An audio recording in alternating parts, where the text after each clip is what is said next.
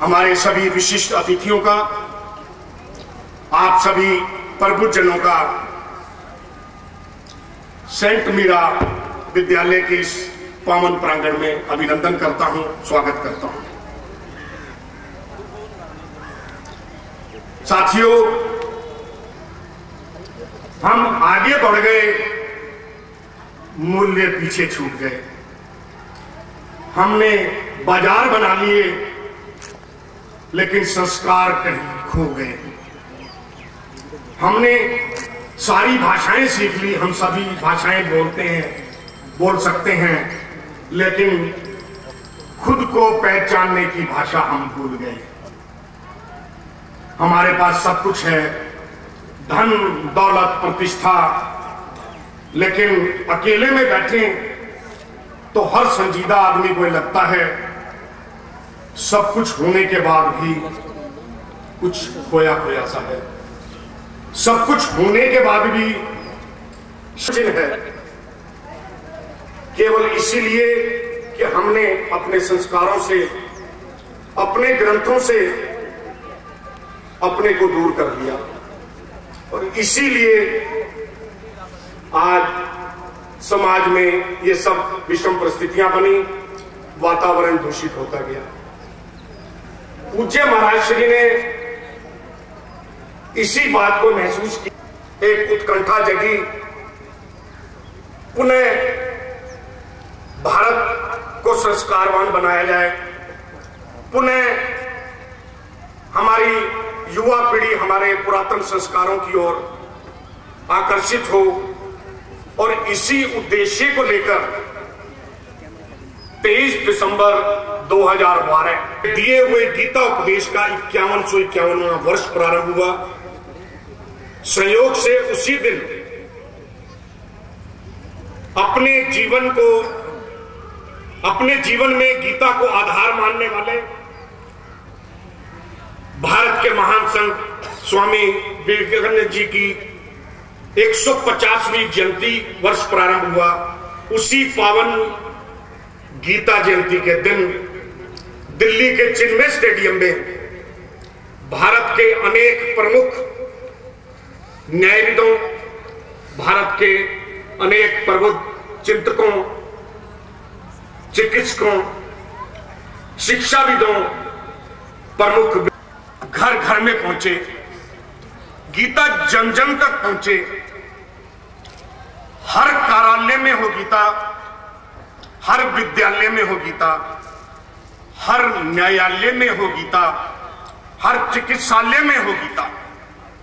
छोटा सा एक उदाहरण लें, यदि हर विद्यालय में स्थान स्थान पर गीता की प्रेरणाएं उद्धृत हों, स्थान स्थान पर गीता के श्लोक लिखे हों, सुबह जब बच्चे प्रार्थना के लिए इकट्ठे होते हैं, वहां गीता का कोई भी एक उपदेश नित्य प्रति हमारी इस भावी पीढ़ी को दिया जाए, तो निश्चित रूप से वातावरण बदलेगा। मिले कि आपको अपना कार्य तो करना ही है, सरकार आपको तनख्वाह ही इसी बात की देती है, लेकिन गीता की प्रेरणाओं के साथ अपने कार्य करें। निश्चित रूप से कार्य क्षमता बढ़ेगी, निश्चित रूप से भ्रष्टाचार कम होगा। बिल्कुल यही स्थिति हर चिकित्सालय में हो सकती है, हर न्यायालय में हो सकती है, हर जेल में हो सकती है। और इसी प्रेरणाओं के साथ साथ जियो गीता के कुछ और उद्देश्य भी निर्धारित किए गए। एक निश्चय किया गया कि गीता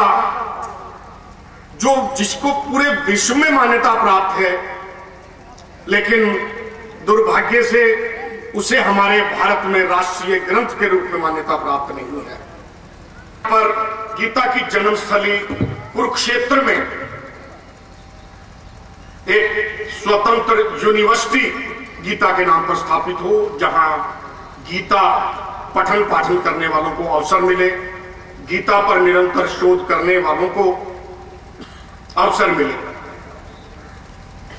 गीता पर एक विश्व कोश एनसाइक्लोपीडिया बने, ताकि जिनकी रुचि में है, गीता का और अधिक अध्ययन करना चाहते हैं,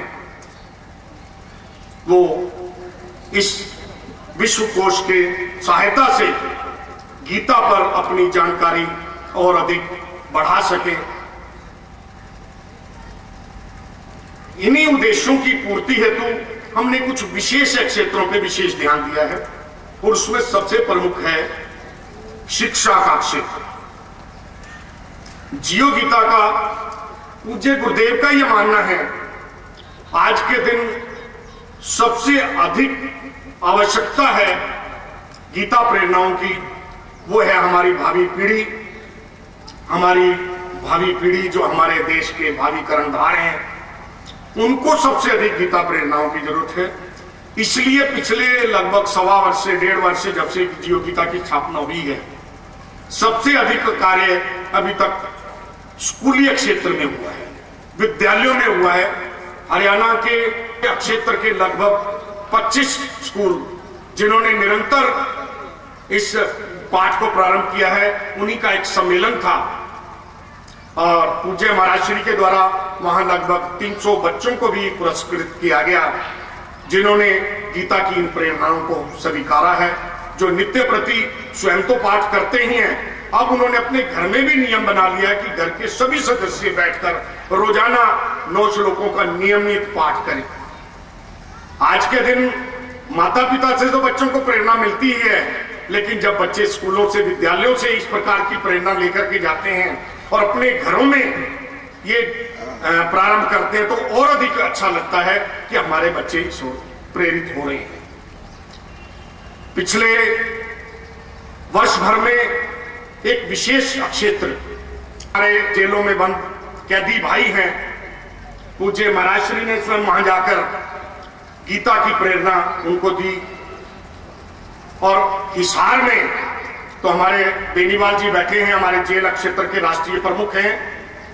एक अति विशेष कार्यक्रम वहां जियो गीता के माध्यम से हुआ और वहां जेल के ही हमारे कैदी भाइयों के द्वारा एक पुस्तक लिखी गई, पूज्य महाराज श्री की प्रेरणा से बेनीवाल हमारे एक कैदी भाई ने मिलकर लिखी।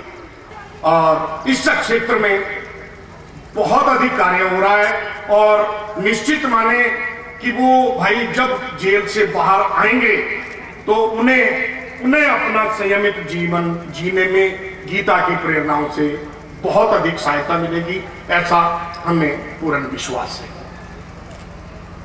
मैं बात को बहुत अधिक लंबा ना करता हुआ एक उल्लेख और करना चाहूंगा जिस क्षेत्र में विशेष कार्य हुआ। हमारे 9 श्लोकी जो पुस्तक है वह पूरी गीता जो अधिकतर जो अंध विद्यालय हैं, ऐसा पूज्य महाराज श्री के द्वारा महसूस किया गया कि जो हमारे भाई जिन्हें दिखाई नहीं देता लेकिन गीता में रुचि है, उनको उन्हीं की भाषा में साहित्य उपलब्ध कराया जाए। सो भारत में प्रथम बार पूरी गीता ब्रेल पद्धति में तैयार होकर अनेकों अंध विद्यालयों को भेजी जा चुकी है और इसी प्रेरणा को गीता की घर घर पहुंचाने के लिए जियो गीता की शाखाओं का गठन प्रयास है कि लगभग हर नगर में हो। अभी कुछ दिन पूर्व आपके बिल्कुल पास सफीदों में भी जियो गीता की शाखा का गठन किया गया। जियो गीता की शाखाएं गीता की प्रेरणा के अनुरूप निरंतर गीता का प्रचार प्रसार तो करेंगी ही, सामाजिक सेवा के कार्य भी करेंगी। ऐसा ही एक परियोजना सफीदों में नए बस स्टैंड के परिसर में जियो गीता वाटिका के नाम से वहां पार्क डेवलप किया जा रहा है, जहां निरंतर गीता की वहां सामग्री उपलब्ध रहेगी, गीता के श्लोक रहेंगे।